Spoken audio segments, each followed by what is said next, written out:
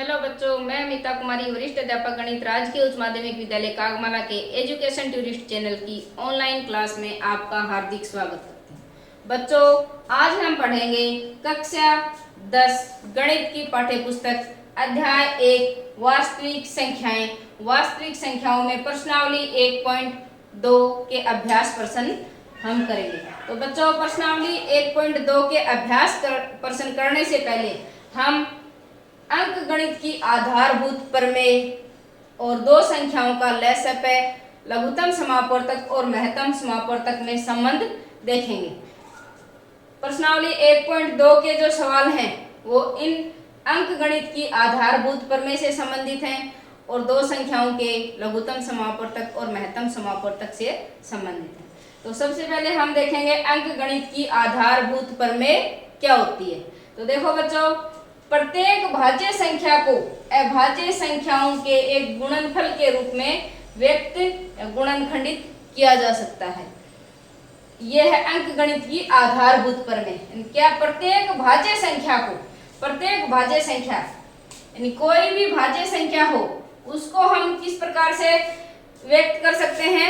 अभाज्य संख्याओं के गुणनफल के रूप में, अभाज्य संख्याओं के गुणनफल के रूप में व्यक्त कर सकते हैं तथा यह गुणनफल अभाज्य गुणनखंडों के आने वाले क्रम के बिना अद्वितीय होता है। इसका मतलब क्या है बच्चों? किसी भी भाज्य संख्या को, भाज्य संख्या को अभाज्य संख्याओं के गुणनफल के रूप में हम व्यक्त करें तो वो गुणनफल अपने आप में क्या होता है? अद्वितीय तक आने वाले क्रम को ध्यान न दिया जाए। देखो, जैसे उदाहरण के माध्यम से हम समझते हैं। कोई अब भाज्य संख्या ले लेती हूं मैं, जैसे भाज्य संख्या ले ली 12। 12 क्या है बच्चों? एक भाज्य संख्या है। अब इसको हम अभाज्य संख्याओं के गुणनफल के रूप में किस प्रकार से लिख सकते हैं? 2 गुणा 2 गुणा 3, 2 दूनी 4 और 4 तिये 12 और 2 2 और 3 ये क्या है? अभाज्य संख्याएं हैं। यानी भाज्य संख्या को अभाज्य संख्याओं के गुणनफल के रूप में व्यक्त किया जा सकता है तथा यह गुणनफल अभाज्य गुणनखंडों के आने वाले क्रम के बिना अद्वितीय है। यानी 12 को हम इस प्रकार से भी लिख सकते हैं, 3 को पहले लिख दिया और 2 गुणा 2। जब तक क्रम पर न विचार करें, क्रम पे, ये जो आने वाला जो क्रम है इस पे हम विचार न करें तो ये गुणनखंड क्या है? अपने आप में अद्वितीय है। ये है बच्चों अंक गणित की आधारभूत प्रमेय। अब दो संख्याओं के मैसे और लसय में संबंध। मैसे महत्तम समापवर्तक और लसय लघुत्तम समापवर्तक। इनमें संबंध क्या है बच्चों? दो संख्याएं दी हो, कोई भी मान लो दो संख्याएं दी हैं a और b, तो दोनों संख्याओं का जो गुणा है वो किसके बराबर होगा? मैसे महत्तम समापवर्तक के गुणा के और लघुत्तम समापवर्तक के गुणा के बराबर होगा। देखो, दो संख्याओं के महत्तम समापवर्तक तथा लघुत्तम समापवर्तक का गुणनफल उन संख्याओं के गुणनफल के बराबर होता है। अर्थात मैसे यानी एचसीएफ गुणा लसय एलसीएम बराबर एक संख्या को हमने क्या मान लिया? a और दूसरी संख्या को b मान लिया गुणा दूसरी संख्या। यानी ये एचसीएफ गुणा एलसीएम बराबर क्या होगा? a गुणा b। कोई दो संख्या क्या है? मान ली हमने, माना दो संख्या a व b दी होने पर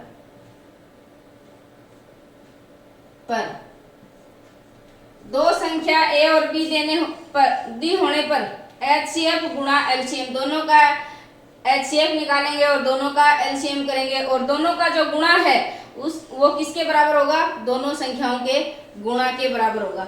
ये है मैसे और लसय में संबंध। अब देखो बच्चों, इससे हम चार संबंध ज्ञात कर सकते हैं।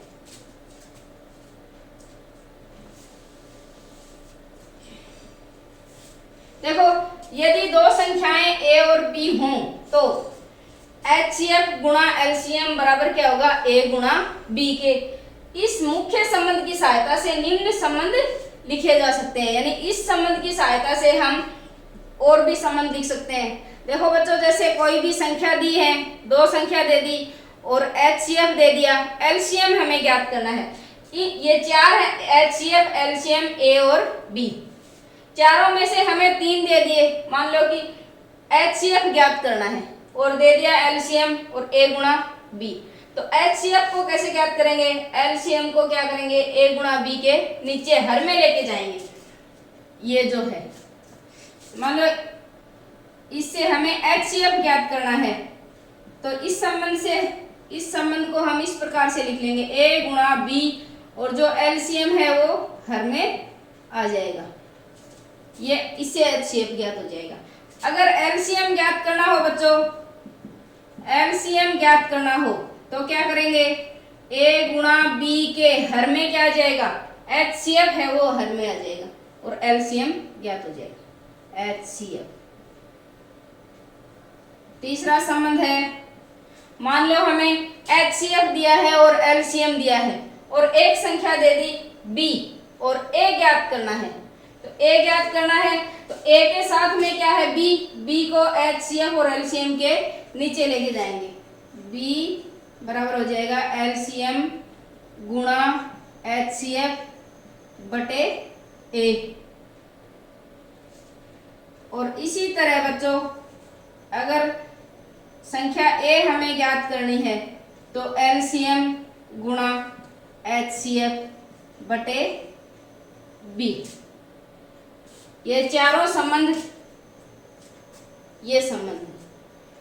तो बच्चों देखो, हमें ये याद रखना है मुख्य, HCF गुणा LCM बराबर A गुणा B।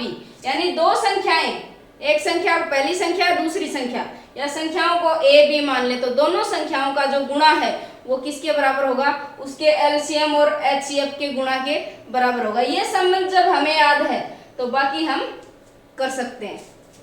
इसके बाद देखते हैं बच्चों सवाल प्रश्नावली के अभ्यास प्रश्न।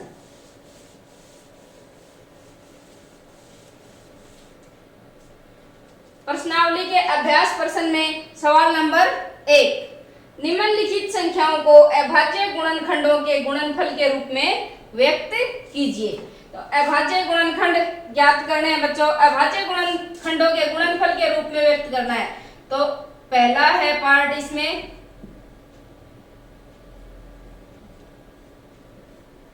140 है और इसको अभाज्य गुणनखंड के गुणनफल के रूप में व्यक्त करना है। तो बच्चों क्या करेंगे, हम 140 के अभाज्य गुणनखंड कर लेते हैं। तो अभाज्य गुणनखंड, इससे पहले अभाज्य संख्याएं क्या होती हैं बच्चों? वे संख्याएं जो खुद से विभाजित हो और एक से विभाजित हो, अभाज्य संख्याएं। तो कोई भी भाज्य संख्या का जब हम गुणनखंड करेंगे तो गुणनखंड में क्या कौन सी संख्याएं आएंगी? अभाज्य संख्याएं आएंगी।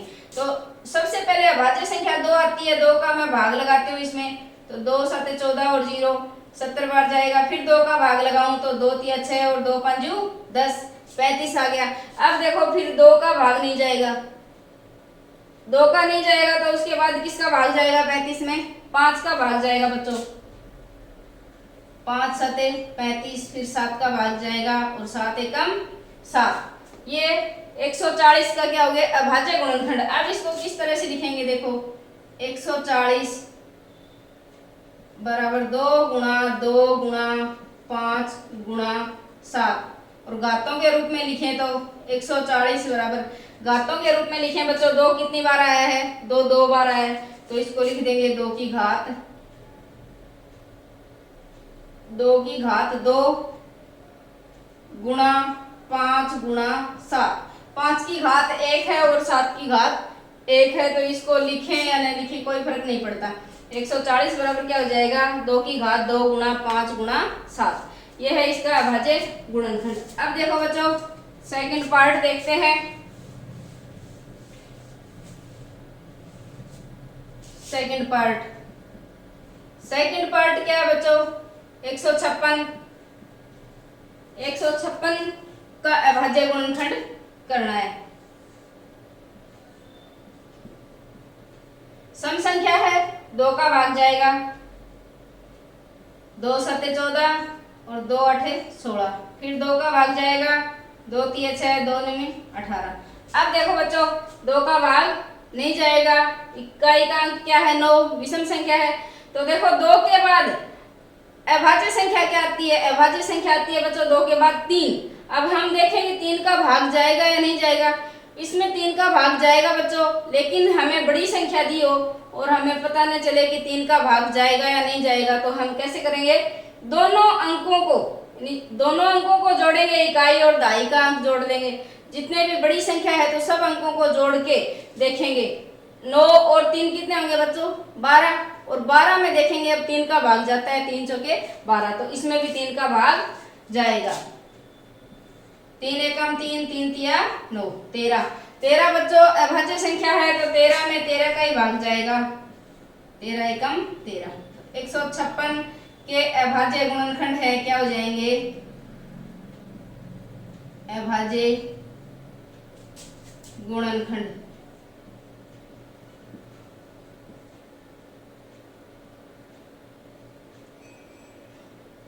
यहाँ ही लिख दे, 2 गुणा 2 गुणा 3 गुणा 13, 3 गुणा 13, या फिर घात में लिखें तो ये हो जाएंगे 2 की घात 2 गुणा 3 गुणा 13।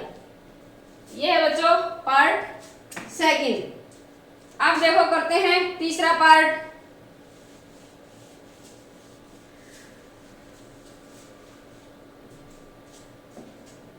तीसरा पार्ट 3825। तो 3825 का अभाज्य गुणनखंड करें।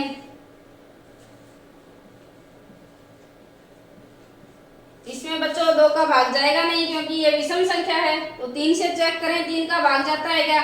तो देखो इन अंकों को जोड़ते हैं, 5 और 2 7, 7 और 8 15, 15 और 3 18, 18 में 3 का भाग जाता है, 3 छिके 18, तो इसमें 3 का भाग जाएगा। 3 एकम 3, 3 दूनी 6, 2 बच गए 22 हो गए, 3 सत्ते 21, 1 बच गया, 3 पंजे 15। अब फिर 3 का भाग जाता है क्या भाग, तो 3 चौके 12, 3 दूनी 6, 1 बच गया, 3 पंजे 15। अब बच्चों 3 का भाग नहीं जाएगा। देखो 4 और 2 6, 6 और 5 11, 11 में 3 का भाग नहीं जाएगा। तो आगे हम भाग लगाएंगे 5 का, 5 8 40, 5 पंजे 25, फिर 5 का भाग जाएगा, 5 एकम 5, 3 बच गए 35 हो गए, 5 सत्ते 35। अब 17 बच्चों अभाज्य संख्या है तो 17 में 17 का ही भाग जाएगा, 17 एकम 17। तो ये हो गया 3825 के अभाज्य गुणनखंड। क्या हो गए बच्चों, देखो 3 गुणा 3, 3 2 बार आया है, 3 की घात 2 गुणा 5 की घात 2 और गुणा 17, 3 की घात 2 गुणा 5 की घात 2 गुणा 17। ये बच्चों तीसरा पार्ट। अब बच्चों करते हैं भाग 4।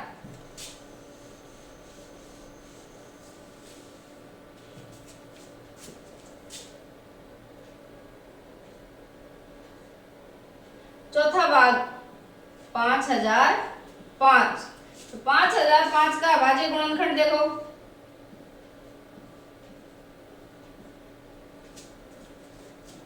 दो का भाग तो जाएगा नहीं, विषम संख्या है। 3 का भी नहीं जाएगा। देखो 5 और 5 10, और 10 में 3 का भाग जाता नहीं है, तो सीधा इसमें किसका भाग जाएगा, 5 का भाग जाएगा। 5 एकम 5 0 0 और 1। उसके बाद इसमें बच्चों 7 का भाग जाएगा, 7 एकम 7, 3 बच गए 30 हो गए, 7 चौके 28, 2 बच गए 7 तिया 21।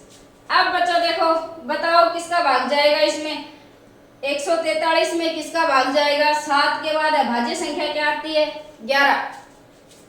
11 का भाग लगा के देखते हैं, 11 एकम 11, 3 बच गए 11 तिये 33। अब 13 क्या है, खुद ही अभाज्य संख्या है, तो 13 में 13 का भाग जाएगा।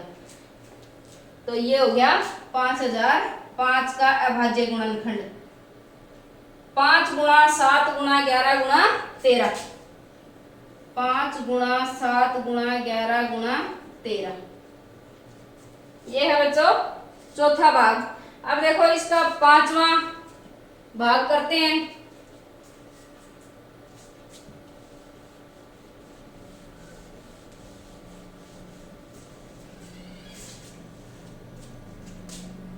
पांचवा भाग 7429 का अभाज्य गुणनखंड करें।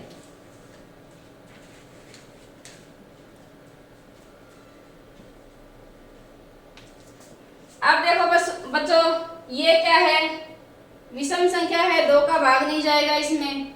3 का चेक करें तो 9 और 2 11 और 4 15, 15 और 7 22, तो इसमें भी 3 का भाग नहीं जाएगा। उसके बाद 5 का भाग कब जाता है, जब इकाई का अंक या तो 0 हो या 5 हो, 5 का भाग भी नहीं जाएगा। इसमें बच्चों 7 का भाग भी नहीं जाएगा, 11 का भी नहीं जाएगा। तो देखो इसमें 17 का भाग जाएगा बच्चों, 17 का भाग लगाते हैं। 17 चौके 68, कितना बचा, 6 बचे, 62 हो गए, फिर 3 बार जाएगा, 17 3 51, तो 11 बच गया बच्चों। 11 बच गया तो ये 9 119 हो गए, 17 7 119, 7 बार भाग गया। उसके बाद देखो बच्चों इसमें भाग जाएगा 19 का, 19 दूनी 38, 5 बच गए, 57 हो गए, 19 दिया 57। अब बच्चों 23 क्या है, अभाज्य संख्या है, तो 23 में 23 का ही भाग जाएगा, 23 एकम 23। ठीक है बच्चों, ये है 7429 का अभाज्य गुणनखंड। क्या होगा, 17 गुणा 19 गुणा 23।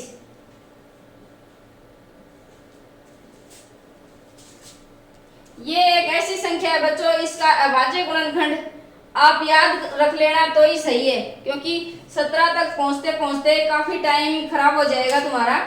पहले 2 3 5 इस प्रकार से चेक करोगे तो 17 तक आते आते तो बहुत ज्यादा समय बर्बाद हो जाएगा।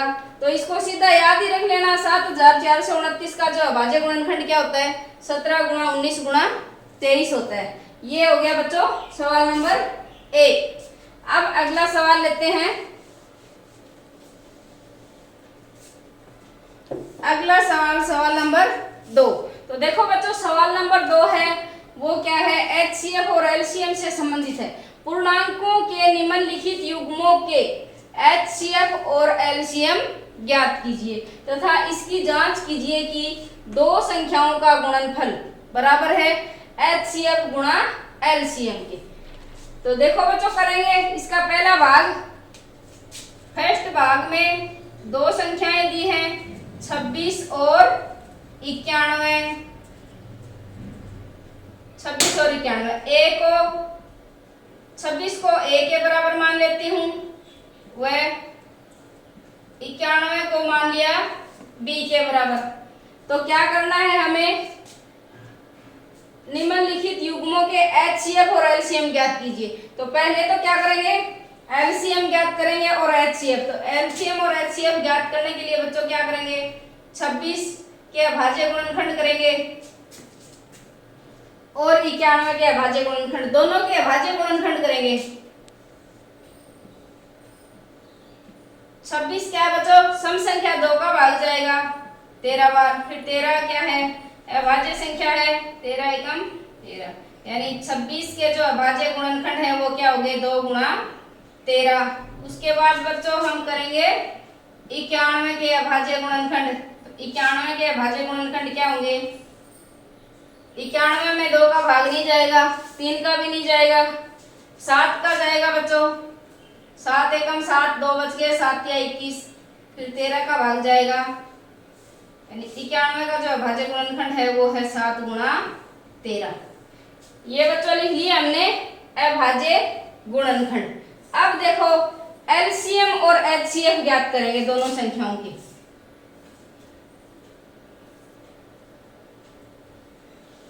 एचसीएफ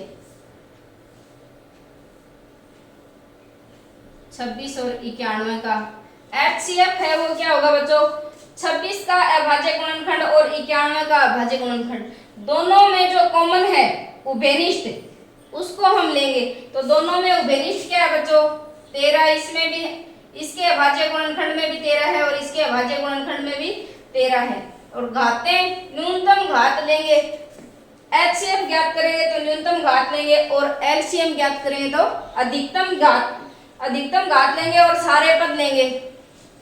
अब देखो HCF में 2 की घात 1 इसमें है बच्चों, लेकिन इसके अभाज्य गुणनखंड में 2 की घात 2 नहीं है, इसलिए इसको हम छोड़ेंगे, नहीं लेंगे।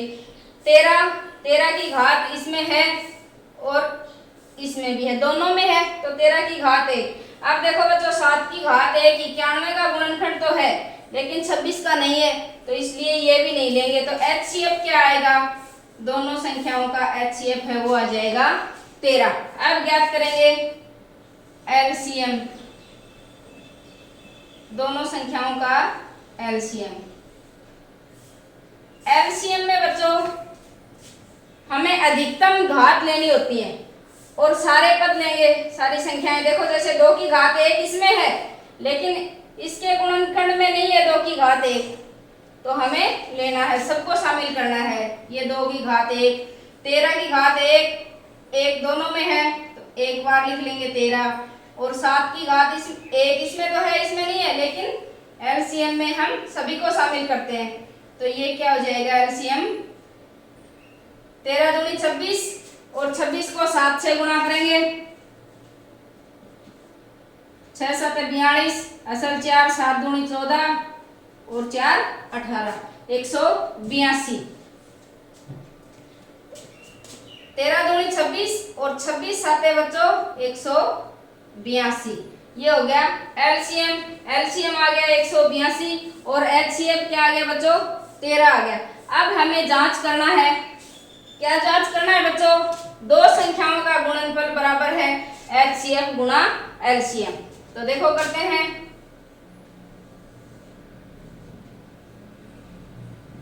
दोनों संख्याओं का गुणा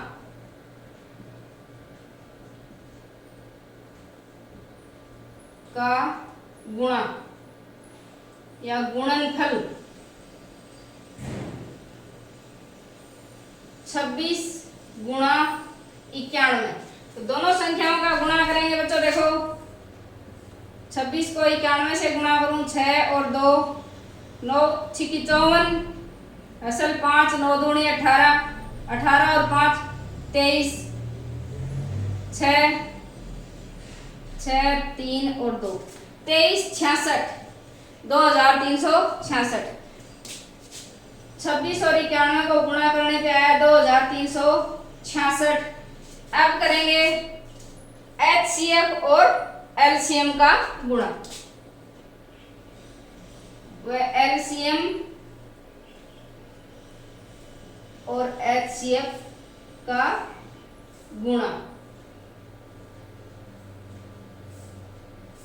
गुणनफल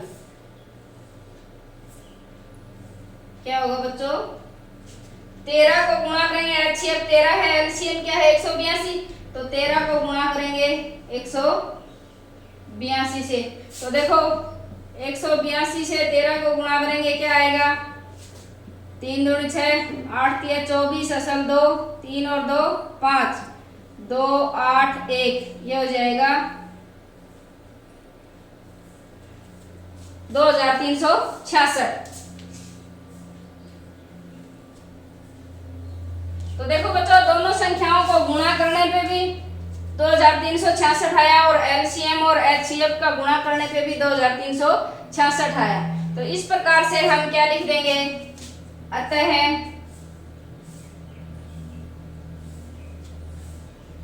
दोनों संख्याओं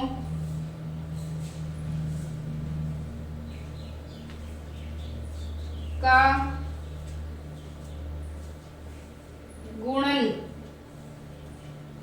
गुणनफल बराबर होगा किसके, LCM गुणा HCF की। ये है बच्चों सवाल नंबर 2 का भाग 1। अब देखो करते हैं इसी प्रकार से 510 और 92 का कर। दूसरे पार्ट में क्या है बच्चों, 510 और 92 दो संख्याएं दिए हैं। दोनों संख्याओं का क्या करेंगे बच्चों, HCF करेंगे और LCM। तो HCM और HCF करने के लिए हम दोनों संख्याओं के क्या करेंगे, अभाज्य गुणनखंड करेंगे, अभाज्य गुणनखंड। अब इसमें किसका भाग जाएगा 510 में 2 का, 2 दूनी 4, 1 बच गया 11 हो गए, 2 पंजू 10 और 2 पंजू 10। समझ में आया बच्चों? अब देखो इसमें 5 और 5 10 और 2 12, 12 इनका जोड़ 12 है, इसलिए 3 का भाग इसमें जाएगा, क्योंकि 12 में 3 का भाग जाता है। 3 3 8 24, 1 बच गया 15 हो गए, 3 पंजू 15। अब फिर 3 का भाग जाएगा क्या, 8 और 5 कितने होते हैं 13, तो 3 का भाग नहीं जाएगा। अब 5 का भाग जाएगा बच्चों, 5 एकम 5, कितने बच गए 6 7 8, 3 बच गए और ये हो गए 35, 35 में 5 7 35। अब 17 क्या है, अभाज्य संख्या है, 17 एकम 17। तो 510 को कैसे लिख लेंगे बच्चों, 2 गुणा 3 गुणा 5 गुणा 17 अभाज्य गुणनखंड के रूप में लिख लिया। उसके बाद 92 को 2 का भाग लगाएंगे, 2 चौके 8, 1 बच गया 12 हो गए, 2 छिकी 12, फिर 2 2 दूनी 4, 2 तिया 6, 23 बच्चों क्या है अभाज्य संख्या है, तो 23 में 23 का ही भाग जाएगा, 23 एकम 23। ये आ गया 92 के अभाज्य गुणनखंड क्या लिखेंगे बच्चों, 2 कितनी बार आया है 2 बार आया है, तो 2 की घात 2 और गुणा 23। अब हमें एलसीएम एचसीएफ लेते हैं 510 और 92 का। तो एचसीएफ क्या होगा, एचसीएफ क्या होगा बच्चों, न्यूनतम घातें लेंगे, दोनों में उभयनिष्ठ देखेंगे, उभयनिष्ठ क्या है, दोनों के गुणनखंड में 2 की घात 1, 92 में 2 की घात 2 है देखो बच्चों, और इसमें 2 की घात 1 है, तो हमें न्यूनतम घात लेनी है, न्यूनतम घात वाली संख्या लेनी है। तो ये यहाँ पे 2 की घात 1, उसके बाद 3 5 17 इसमें नहीं है, और 23 इसमें तो ऊपर वाले में नहीं है, 2 के अलावा कुछ भी उभयनिष्ठ नहीं है, तो एचसीएफ क्या हो गया 2। अब ज्ञात करेंगे एलसीएम, एलसीएम क्या आएगा बच्चों, सबको शामिल करना है और उच्चतम घात लेनी है अधिकतम घात। देखो इसमें 2 की घात 1 है और ये 2 की घात 2 है, तो कौन सा लेंगे 2 की घात 2 अधिकतम घात वाला लेना है हमें। उसके बाद 3 इसमें तो है और इसमें नहीं है, लेकिन शामिल करेंगे, सभी को शामिल करना, 3 गुणा 5 गुणा 17 गुणा 23। अब इसको बच्चों गुणा करेंगे, 2 दूनी 4, 4 तिये 12, 12 पंजू 60, यानी ये हो गया 60 गुणा 17 गुणा 23 आएगा 102 और 1 जीरो लगा देते हैं, ये 1020 गुणा 23। अब 23 से गुणा करें, अब बच्चों देखो 1020 को 23 से गुणा करेंगे, तो 23 से गुणा करेंगे तो जो राशि आएगी वो आएगी 23,460, ये आएगा। तो ये एलसीएम आ गया बच्चों, एचसीएफ 2 आ गया और एलसीएम आ गया 23,460। अब हमें क्या ज्ञात करना है, जांच करना है, 2 संख्याओं का गुणा है वो एलसीएम गुणा एचसीएफ होता है। तो देखो जांच करेंगे, इसको मैं मिटा देती हूँ बच्चों, और यहाँ पे एचसीएफ है, एचसीएफ दोनों संख्याओं का 2 है और एलसीएम कितना है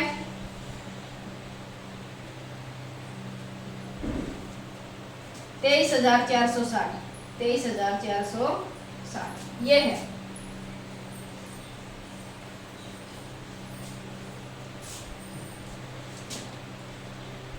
जांच करेंगे तो जांच में क्या आएगा बच्चों, दोनों संख्याओं की गुणा करेंगे,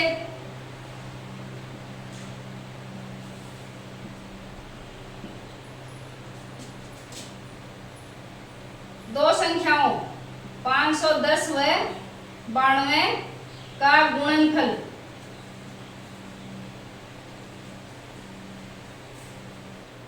तो तो दोनों संख्याओं को गुणा करेंगे बच्चों। गुणा करने पे क्या राशि प्राप्त होगी, लो करके देख लेते हैं।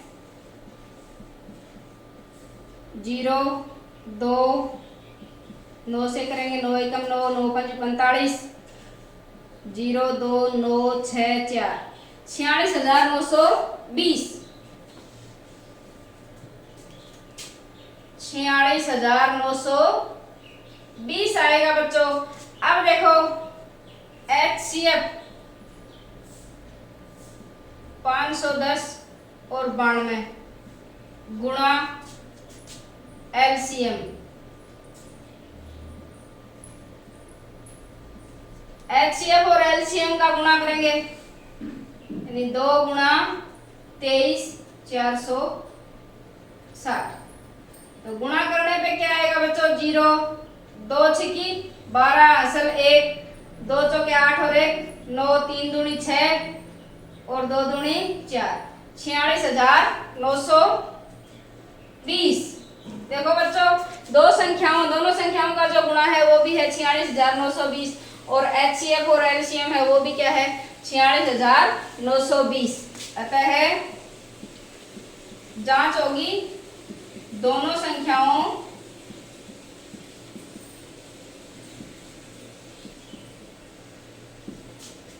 का गुणा किसके बराबर होगा, LCM गुणा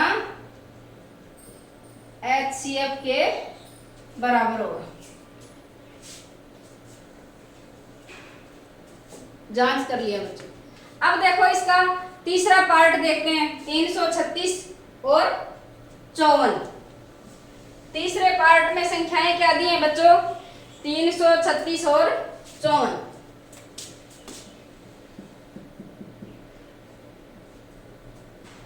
336 और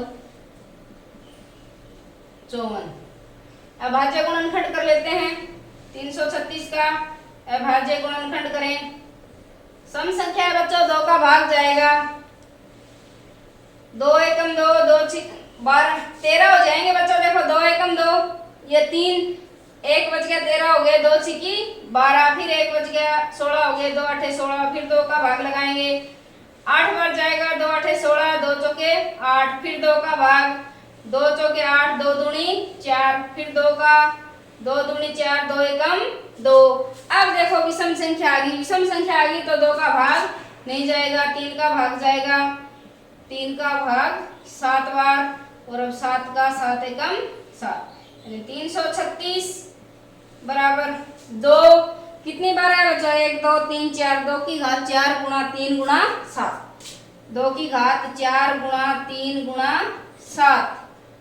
अब 54 का अभाज्य गुणनखंड करेंगे, 2 का भाग जाएगा बच्चों, 2 दूनी 4, 2 7 14, फिर 27 हो गया, 3 का भाग जाएगा 9 बार, फिर 3 का भाग जाएगा 3 3 9, फिर 3 का भाग जाएगा 3 एकम 3। 54 ये 2 कितनी बार आया, 1 बार, 3 कितनी बार आया, 3 बार।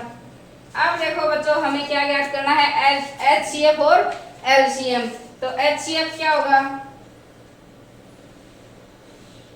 336 और 54 का HCF होगा बच्चों, न्यूनतम घात देखनी है, उभयनिष्ठ संख्या कौन सी है, दोनों के अभाज्य गुणनखंड में 2 की घात 1 है और यहाँ 2 की घात 4 है, तो हमें न्यूनतम घात लेनी है, 2 की घात 1 लेंगे बच्चों।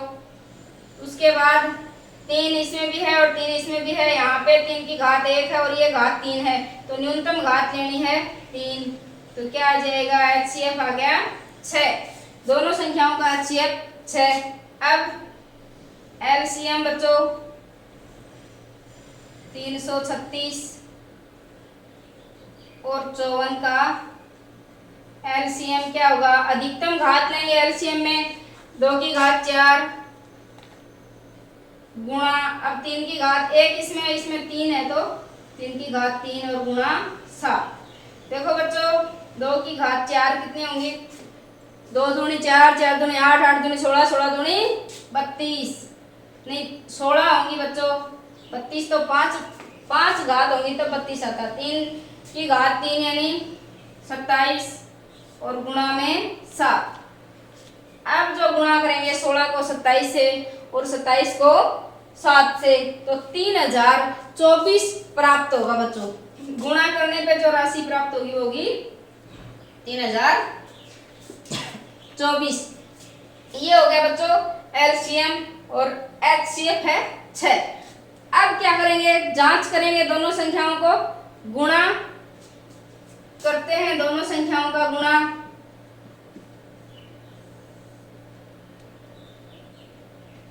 दोनों संख्याओं का गुणा, तो दोनों संख्याओं का जो गुणा है वो क्या होगा, 336 को 54 से गुणा करेंगे, तो 336 को 54 से गुणा, चलो करके देख लेते हैं। देखो बच्चों, 4 6 24, असल 2, 4 3 12, 2 14, 4 3 12 और असल 1 13, 5 6 करें, 5 6 30, असल 3, 5 3 15 और 3 18, असल 1, 5 3 15 और 1 16, 4 4 8 और 3 बच्चों 11, 6 और 1 7 और 1 8, 18,144। ये आ गया 18,144। दो संख्याओं का गुणा आ गया बच्चों। अब एलसीएम और एचसीएफ का गुणा देखेंगे। एलसीएम व एचसीएफ का गुणा क्या होगा, 6 गुणा 3024, 6 गुणा 3024। तो देखो 6 चौके 24, असल 2, 6 दूनी 12 और 2 14, जीरो में जीरो आएगा तो असल 1 थी, 6 तिये 18, 18,144 और ये भी 18,144। यानी दोनों संख्याओं का गुणा भी 18,144 और एलसीएम और एचसीएफ का गुणा भी 18,144। इसके आगे क्या लिख दोगे बच्चों, अतः दोनों संख्याओं का गुणा बराबर होगा एलसीएम गुणा एचसीएफ को के, ये आपको लिख देना है। अब बच्चों इसी प्रकार ये दो का सवाल है, इसके तीनों भाग हमने कर लिए हैं। अगला सवाल देखते हैं। सवाल नंबर 3 में देखो बच्चों क्या ज्ञात करना है, अभाज्य गुणनखंड विधि द्वारा निम्नलिखित पूर्णांकों के एचसीएफ और एलसीएम ज्ञात कीजिए। इसमें भी हमें एचसीएफ और एलसीएम ज्ञात करने हैं, और कौन सी विधि से ज्ञात करने हैं, अभाज्य गुणनखंड विधि से। तो देखो बच्चों सवाल नंबर 2 में दो संख्याएं दी थी, और अब सवाल नंबर 3 में हमें 3 संख्याएं दी हुई हैं, और इनका हम अभाज्य गुणनखंड करेंगे और उसके बाद एचसीएफ और एलसीएम ज्ञात करेंगे। फर्स्ट पार्ट करते हैं। संख्याएं हैं 12, 15 और 21, ये संख्याएं हैं, इनका अभाज्य गुणनखंड करें। देखो 12 का, 15 का और 21 का, तीनों का अभाज्य गुणनखंड कर लेते हैं।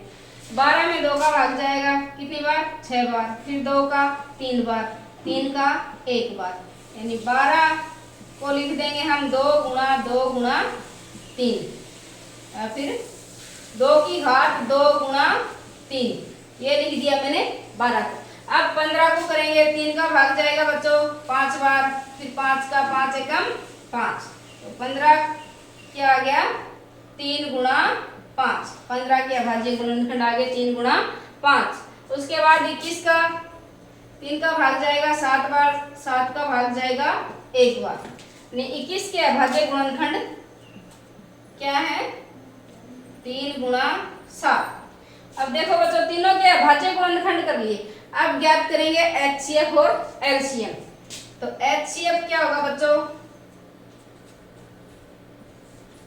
12, 15 और 21 का जो एचसीएफ है वो क्या होगा, तीनों में जो उभयनिष्ठ है वो लेंगे हम। तीनों में उभयनिष्ठ क्या है बच्चों, देखो 3 3 3, तीनों में उभयनिष्ठ है, तो एचसीएफ हो जाएगा 3 और एलसीएम एलसीएम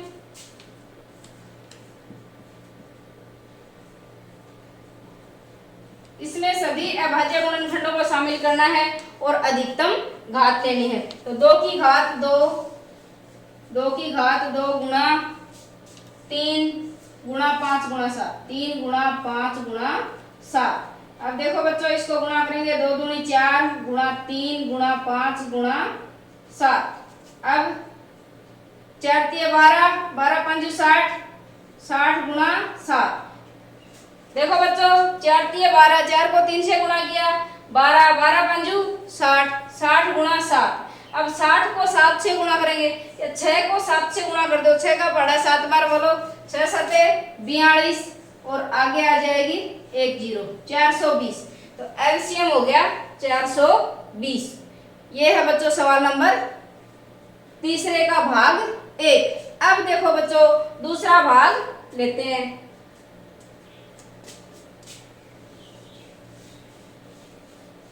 भाग 2 में क्या संख्याएं दी हैं? 17, 23 और 29 ये संख्याएं दी हुई है। इनका करेंगे अभाज्य गुणनखंड। 17 बच्चों अभाज्य संख्या है तो 17 में 17 का ही भाग जाएगा, उससे पहले उससे छोटी कोई भी संख्या का भाग नहीं जाएगा। तो 17 के जो अभाज्य गुणनखंड है वो क्या होंगे? 17 गुणा 1 या 1 गुणा 17। उसके बाद 23 का अभाज्य गुणनखंड करेंगे तो 23 भी बच्चों अभाज्य संख्या है। 23 भी क्या है? अभाज्य संख्या है। 23 एकम 23, 23 को लिखेंगे 23 गुणा 1। उसके बाद 29 के अभाज्य गुणनखंड करेंगे तो 29 भी क्या है बच्चों? अभाज्य संख्या है। तो 29 में 29 का ही भाग जाएगा और 29 गुणा 1। अब बच्चों हमें एचसीएफ ज्ञात करना है। अभाज्य गुणनखंड हमने कर लिए हैं। एचसीएफ क्या होगा बच्चों? 17, 23 और 29 का। देखो बच्चों तीनों में उभयनिष्ठ क्या है? एक उभयनिष्ठ है तो एचसीएफ क्या आ जाएगा? 1। एलसीएम ज्ञात करें।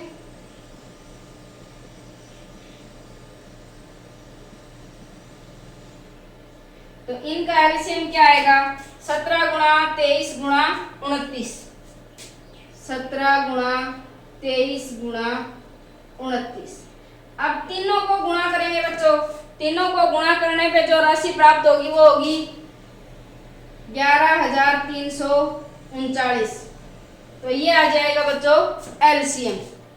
ये है भाग सेकंड। अब बच्चों सवाल नंबर 3 का तीसरा भाग हम करते हैं।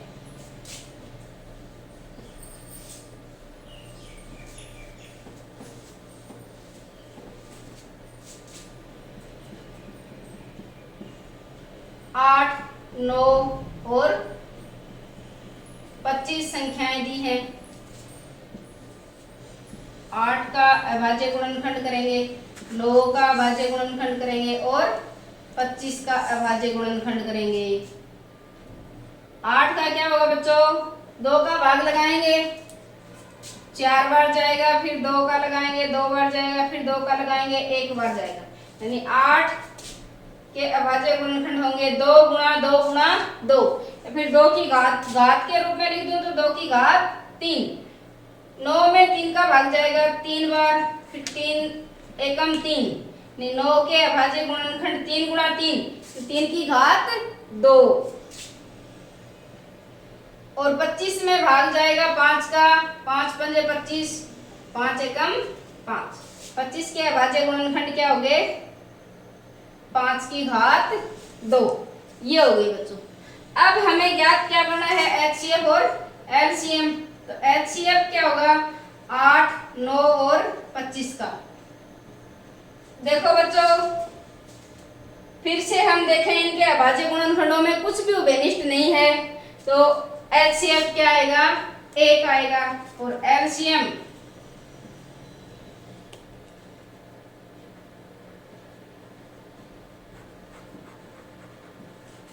एलसीएम जो आएगा वो क्या आएगा, 8 गुणा 9 गुणा 25, तीनों का गुणा आएगा, क्योंकि 2 की घात 3 को भी शामिल करेंगे, अधिकतम घात हमें शामिल करनी है, 3 की घात 2 शामिल करनी है और 5 की घात 2। तो 2 की घात 3 क्या है 8, 3 की घात 2 9 है और 5 की घात 2 कितना है 25, यानी 8 गुणा 9 गुणा 25। तो गुणा करेंगे तो बच्चों क्या आएगा 1800 आएगा, 1800। ये हो गया एलसीएम और एक है एचसीएफ। ये है बच्चों सवाल नंबर 3। आगे करते हैं सवाल नंबर 4।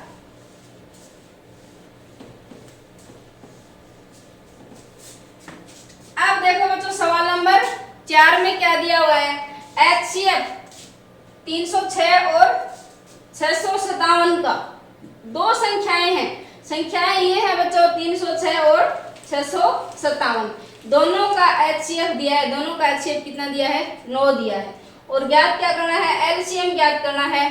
तो एलसीएम कैसे ज्ञात करेंगे,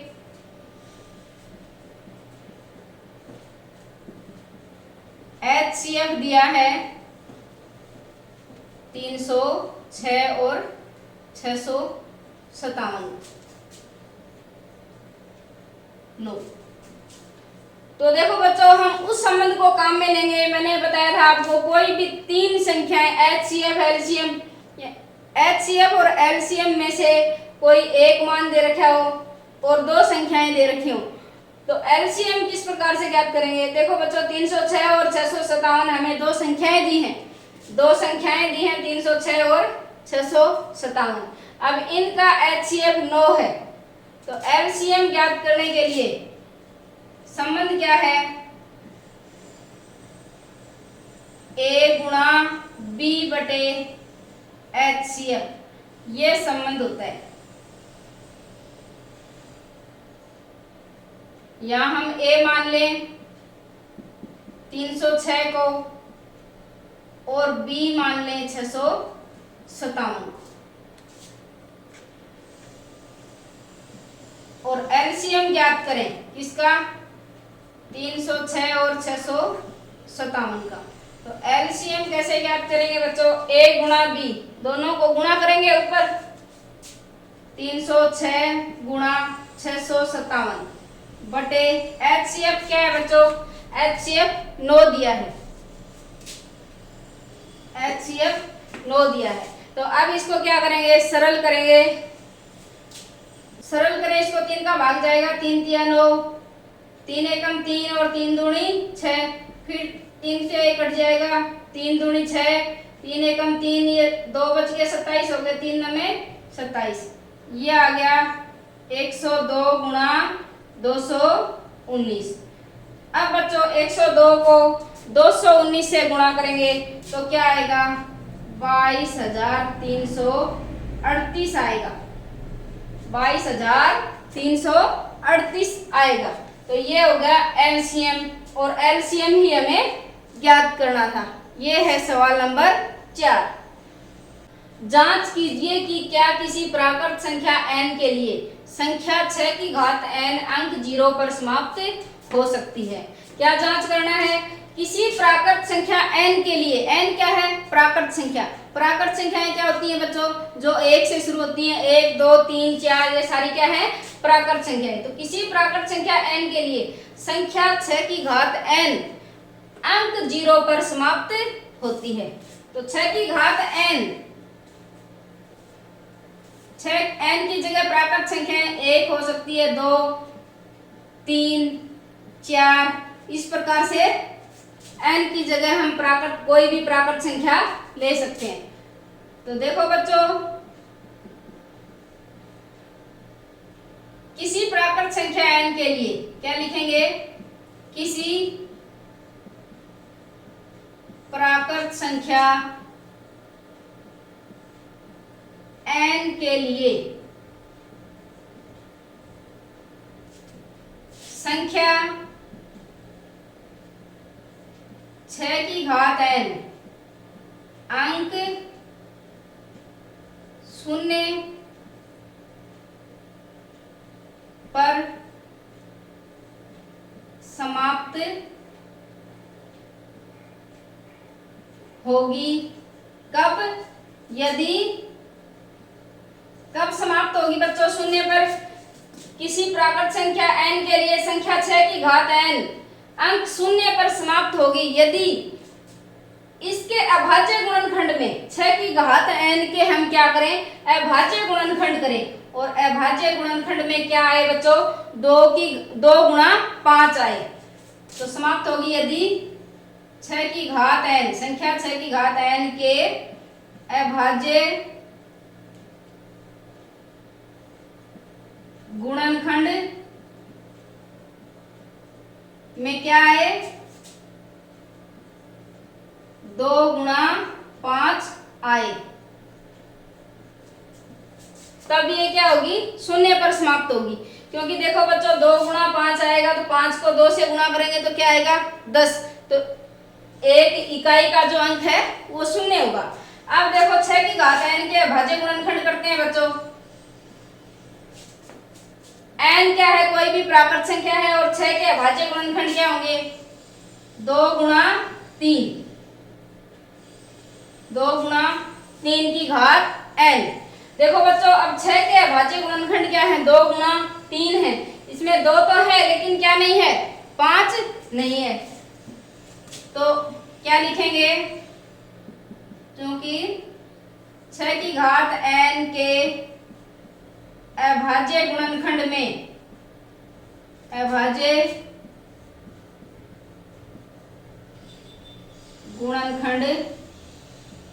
खंड में 5 नहीं है।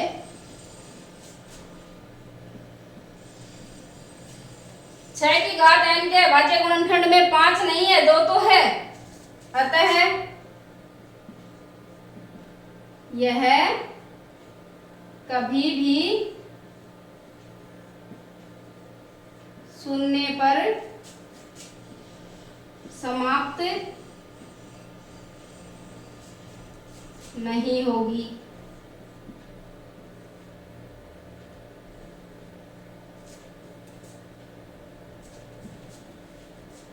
नहीं होगी। ये है बच्चों सवाल नंबर 5। समझ में आया बच्चों?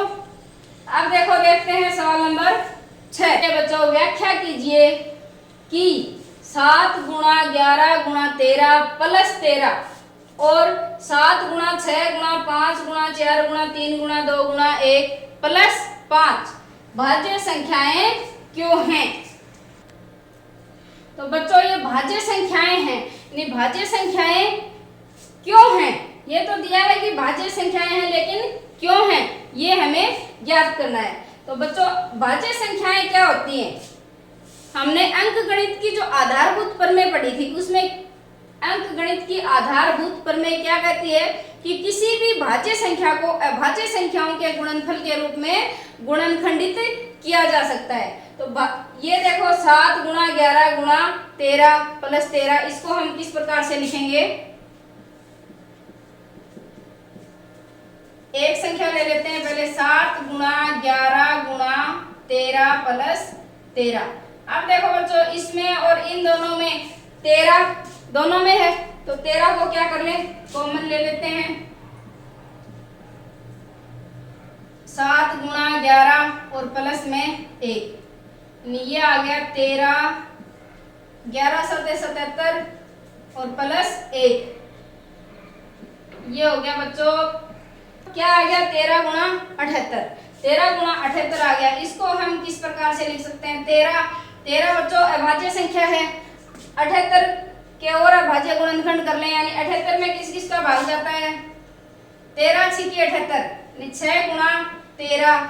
अब 6 के फिर टुकड़े कर लें, 6 को लिख लें 2 गुणा 3 और गुणा 13, यानी ये हो गया 2 गुणा 3 गुणा 13 गुणा। देखो बच्चों 2 गुणा 3 गुणा 13 गुणा 13 सारी की सारी क्या है?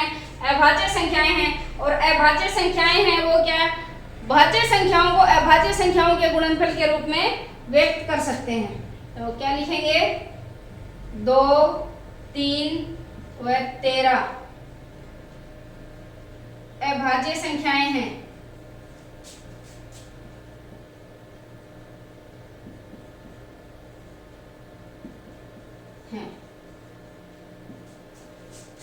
हम जानते हैं कि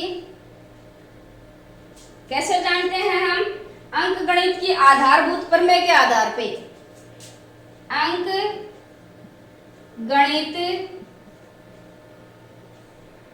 की आधारभूत प्रमेय के आधार पर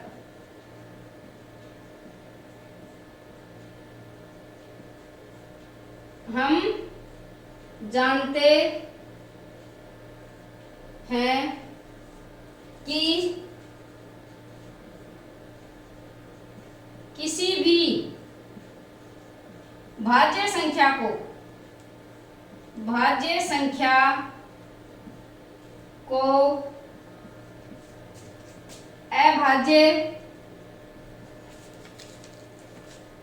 संख्याओं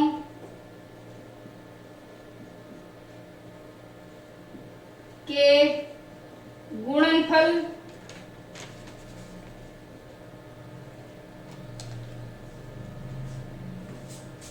के रूप में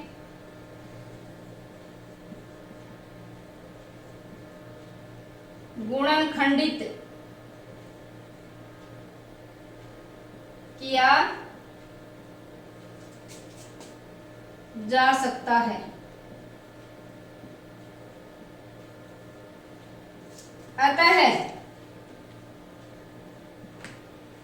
7 गुणा 11 गुणा 13 प्लस 13, 7 गुणा 11 गुणा 13 प्लस 13 क्या है, एक भाज्य संख्या है, भाज्य संख्या है। इसी प्रकार बच्चों दूसरी संख्या को जांच करेंगे कि दूसरी संख्या को दर्शाएंगे कि दूसरी ये संख्या भाज्य संख्या कैसे है। तो हम लिख देंगे इसी प्रकार,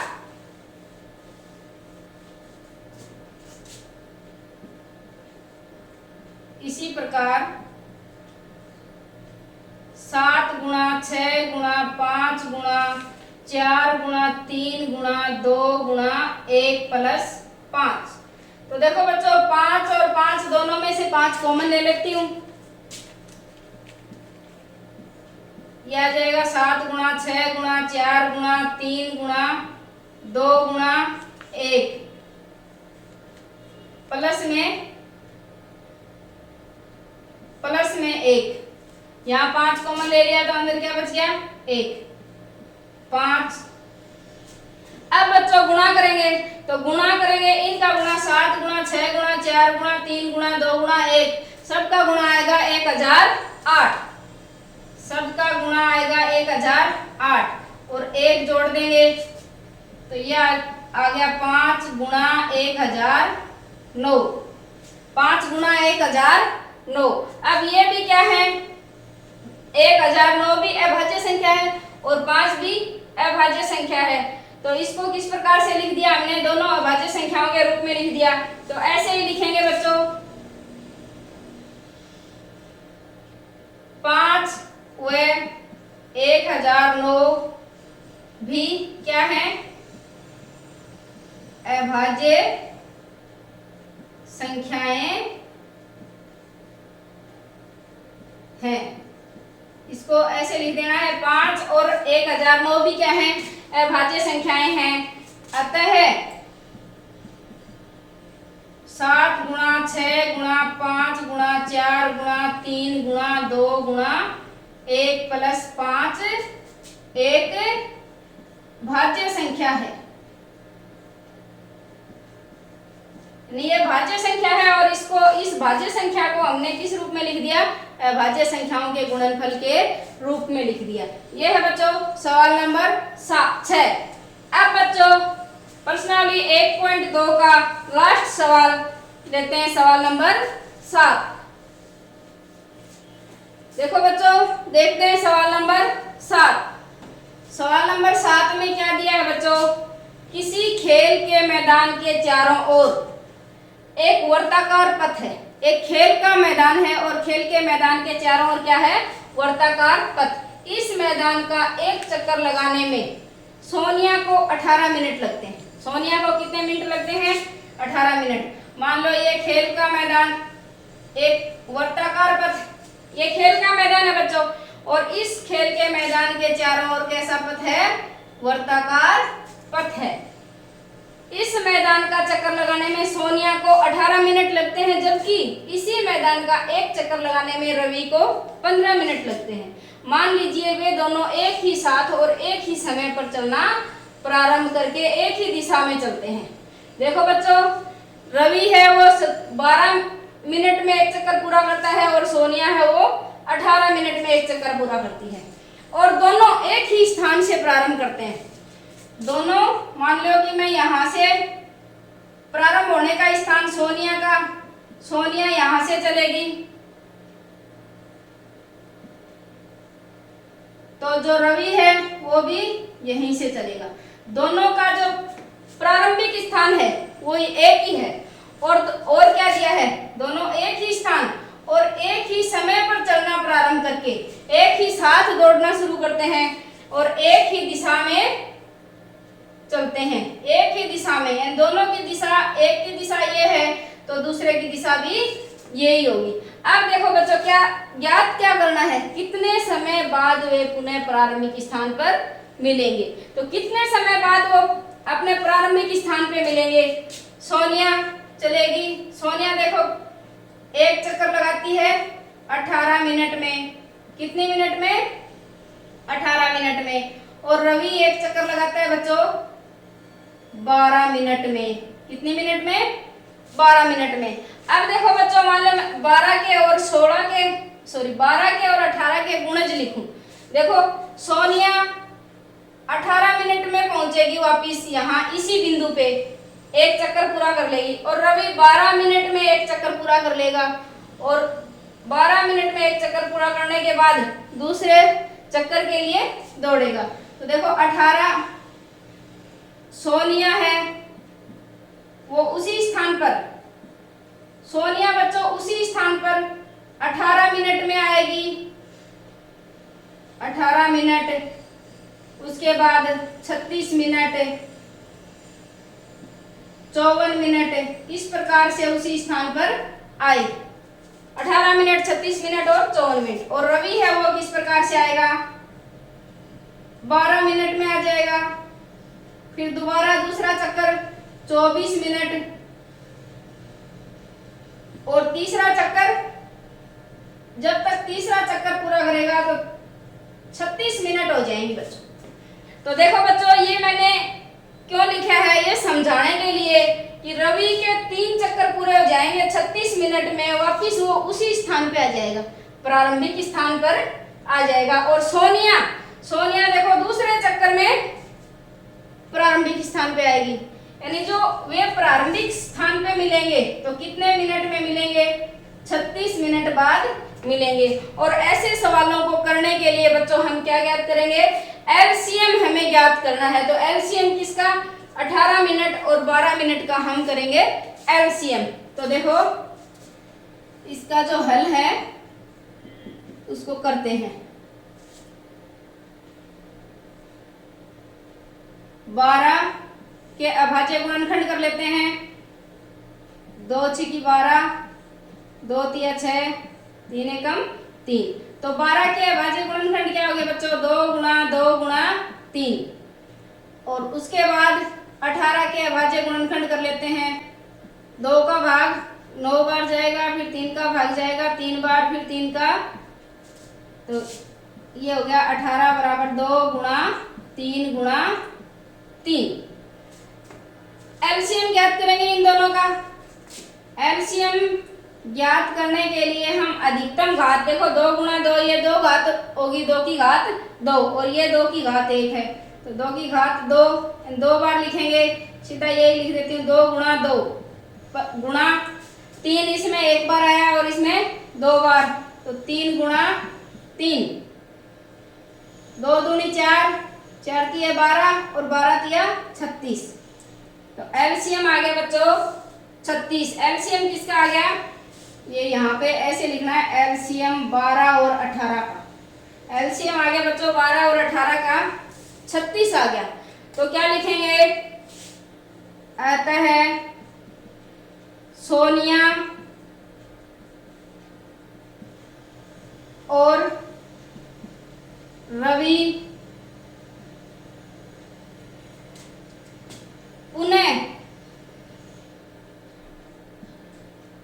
प्रारंभिक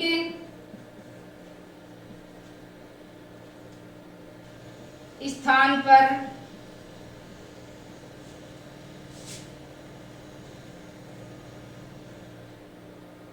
36 मिनट बाद मिलेंगे। ये होगा बच्चों उत्तर। देखो बच्चों मैंने यहाँ पे नहीं लिखा कि सोनिया एक चक्कर लगाती है 18 मिनट में और रवि एक चक्कर लगाता है 12 मिनट में। तो आपको यहाँ पे ये भी दर्शा देना है, सोनिया एक चक्कर लगाती है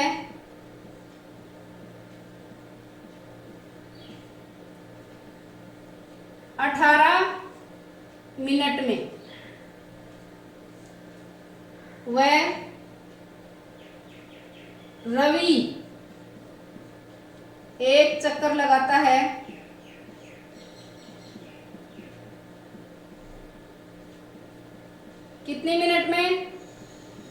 12 मिनट में। ये लिखते हुए प्रश्न को का हल शुरू करना है।